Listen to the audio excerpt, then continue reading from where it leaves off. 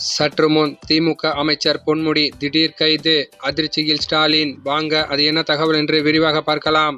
கடந்த 2006 முதல் 2011ஆம் ஆண்டு திமுக ஆட்சி காலகட்டத்தில் அமைச்சராக பதவி வகித்த போது பொன்முடி வருமானத்திற்கு அதிகமாக 1,75 லட்சம் ரூபாய் மதிப்பு சொத்து குவித்ததாக விழுப்புரம் மாவட்ட லஞ்ச ஒழிப்புத்துறை போலீசார் அமைச்சர் பொன்முடி மற்றும் அவருடைய மனைவி விசாலாட்சி ஆகியோர் மீது வழக்கு பதிவு செய்தனர்.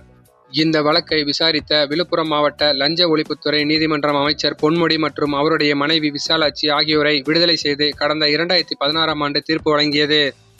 எதிர்த்து லஞ்ச ஒழிப்புத்துறை சார்பில் சென்னை உயர்நீதிமன்றத்தில் மேல்முறையீடு செய்யப்பட்டது. மேல்முறையீட்டு வழக்கை சென்னை உயர்நீதிமன்ற நீதிபதி ஜெயச்சந்திரன் விசாரித்து வந்தார். இந்த வழக்கின் விசாரணையின் போது லஞ்ச ஒழிப்புத்துறை சார்பில் அமைச்சர் பொன்முடியின் சொத்து விவரங்கள், வங்கி கணக்கு விவரங்கள் உட்பட 29 சாட்சியங்கள் நீதிமன்றத்தில் சமர்ப்பிக்கப்பட்டு லஞ்ச ஒழிப்புத்துறையால் வாதிடப்பட்டது. பொன்முடி சார்பில் ஆஜரான